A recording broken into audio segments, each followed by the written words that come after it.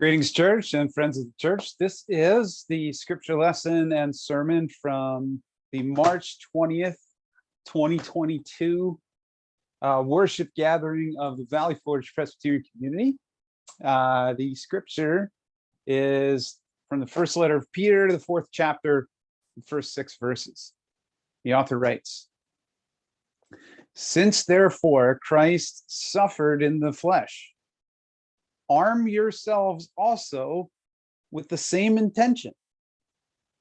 For whoever has suffered in the flesh has finished with sin, so as to live for the rest of your earthly life, no longer by human desires, but by the will of God. You have already spent enough time in doing what the Gentiles like to do, living in licentiousness, passions, drunkenness, revels, carousing, lawless, idolatry. They're surprised that you no longer join them in the same excesses of dissipation, and so they blaspheme. But they will have to give an accounting to him who stands ready to judge the living and the dead. For this is the reason the gospel was proclaimed even to the dead, so that though they've been judged in the flesh as everyone is judged, they might live in the spirit as God does." So in this episode, we continue a series of reflections on this first letter of Peter, written originally to encourage Christians that had gone to live in towns and villages that were not operating by Christian ways of being, ethics, norms, expectations. This episode, we consider the author's invitation to those Christians living in these places to be reformed, transformed, changed, to become different as we commit to life as a Christian, rather than allowing our desires and fears that are cultured within us to dictate ultimately who we are. So the author writes, since Christ suffered in the flesh, in other words, since Jesus always denied the physical needs and desires of the self, seeking to do what was right rather than what was easy or safe or self-serving in response to fear or desire. Arm yourselves, Christians, with that same intention. Your life is now to be this 24/7 exercise in living with the same prayerful intentionality to deny those self-serving actions and attitudes that are birthed out of your own fears and desires. Arm yourselves with the intention to do the same, not just during a particular hour on a Sunday morning or in a particular building or a Zoom meeting. Arm yourselves with the intention to live every moment of every day in pursuit of something other than serving yourself. When we do this, and we must acknowledge that none of us can do this perfectly, but because perfection isn't the point, when we do this to the best of our imperfect ability, we're choosing faithfulness instead of sin. Not just in religious places and hours, but at all times, home, work, school, social places, political places. We are those who seek to deny the fears and the desires of the self that lead to attitudes and actions that are sin, that are ungodly, unloving, unhelpful, and oppose God's work in and through us all for the sake of justice and peace.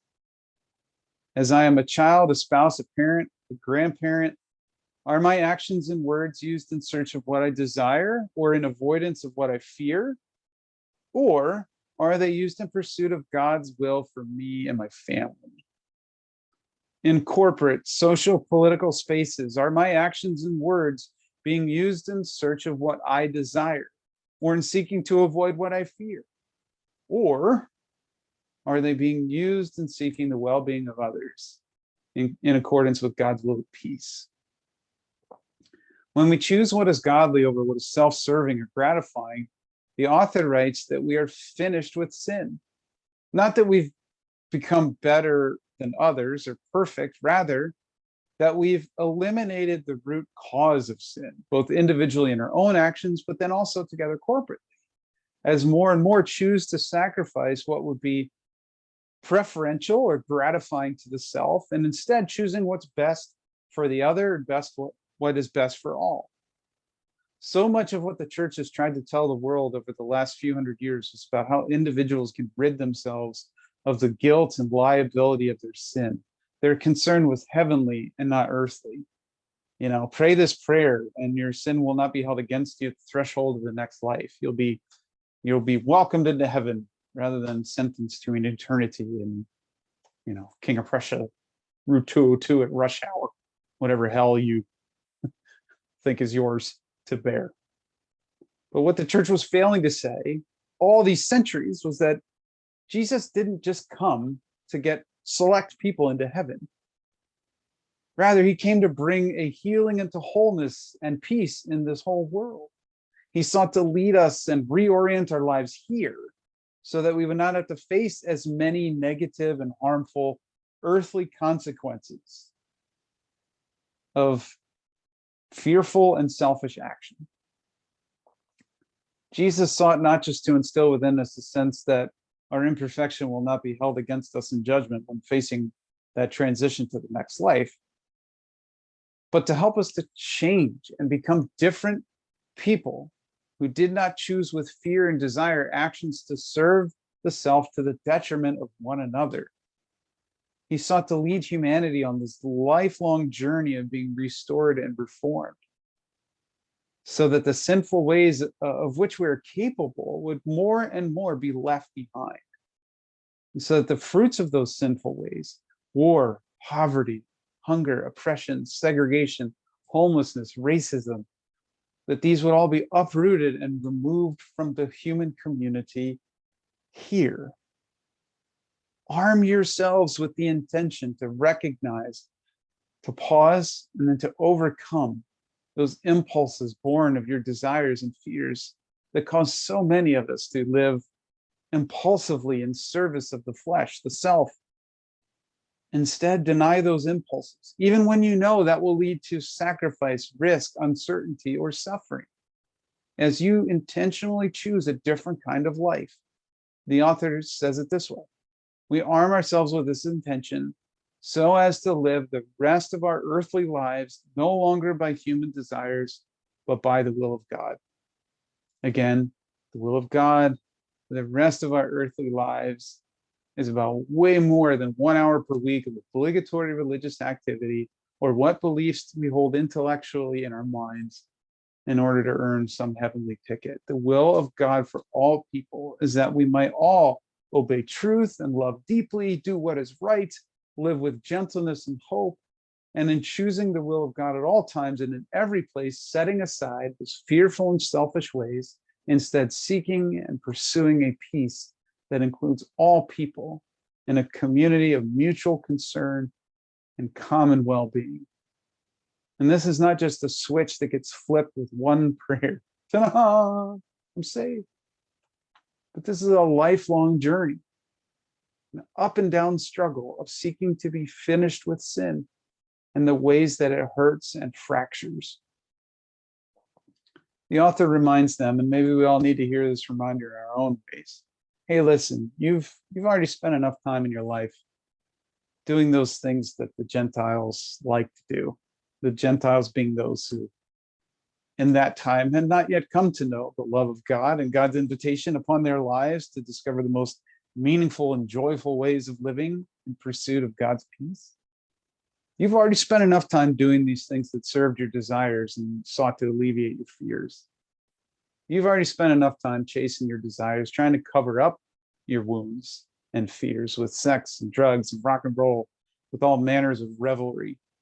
You've only avoided and delayed that hard work of healing that will bring you into truly good living, as that desire chasing has left you unfulfilled always. You've already spent enough time trying to alleviate your fears through lawless idolatry. You've tried making money your idol. You've tried making homes and possessions your idol. You've tried making authority and success your idol. You've tried making social movements and tribes your idol. You've tried making political movements and leaders and objectives your idol. And all these efforts, you've placed your trust in these things to take away your fears that your life and your future won't be good or sufficient. And yet those fearful efforts have left you just as afraid as ever. They've not delivered on their promise to bring you the good life. And in the process, they've claimed so much of your time and energy that could have been committed elsewhere. And they've divided you as a community. So Christians, congregations, you've already spent enough time in living in ways that are the same as those in the world around you who are not seeking to be godly. You've already spent enough time seeking the fulfillment of your desires and preferences in your lives together. You've already spent enough time seeking churchy revelry. You've already spent enough time making idols of pastors and buildings and programs. It's God's will for you, for us, that we would not be the same as the world around us, but that we would be different. Not better or more worthy, but different, more healed, more wise, more Christ-like, more whole. It's God's will that we would be finished with sin rather than living by church-flavored sinfulness. We've already spent enough time living by human desires rather than the will of God. Church, congregations, Christians, we've already spent enough time creating headlines about licentious scandals, unbridled passions for human systems of belief and practice that exclude and judge and harm others, and the tragic irony of your own idolatry. Rather than the world seeing the church as this flawed and hypocritical institution that claims to be different, but in reality is the same sinful humanity wrapped up in churchy words and dressings. The church is to truly be different, not because of some supposed proximity to God or moral righteousness or with the insider knowledge about how to get into heaven, because we are trying our best to be physically finished with sin, because we no longer operate with the same fearful or self-serving physical excesses. When the church is finished living in ways that are not aligned with God's will, and our faithfulness is embodied in all that we are, and all that we do, and all that we seek to do, the church is revealed as different from the world. Whereas capitalist norms that prioritize money over people, and individualistic and tribal norms that prioritize the self or the tribe over the common good, while those would compel us to make certain decisions with fear and self-serving impulses about who is welcome in our community and what we ought to do with our buildings and our money and our time, God's will of peace and peacemaking compels us to make different decisions, compels us to be different.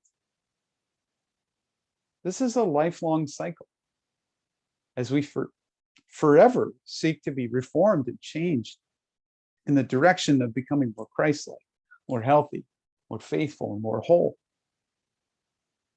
When the church is finished living in ways that are sinfully self-serving of human desires, and instead prepares the way for God to work in and through its people to serve the will of God, it causes surprise among the world. As we talk with friends and neighbors about our plans for our good work within the Valley Forge community, what we're going to do with our resources and our time, what our focus is going to be, whom we're going to trust as the voice that's guiding us, and that being God and not ourselves. As we tell our friends and neighbors about these plans to offer food and housing and care for children, our decision to set aside our own desires and to do something that's uncertain, that's challenging, and that's difficult for the sake of others, well, that is surprising. But that surprise is an opportunity for the church to demonstrate the way of Jesus to all those who have not yet come alive spiritually, who feel in a moment of judgment that their norms and their idols and their hopes are leaving them wanting. And in seeing in us that God's will for life is good, full of joy and purpose, even amidst such sadness and trial and challenge, that they might be compelled to live by God's will of peace also, instead of continuing to think that we churches and Christians must attract others unto the rightness of our ways and understanding so that they too might get their heavenly ticket.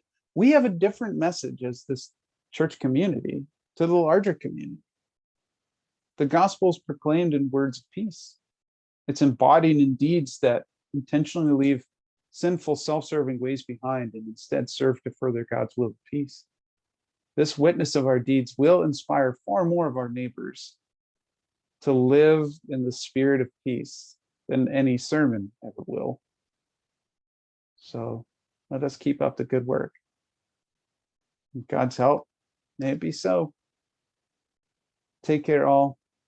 Peace be with you.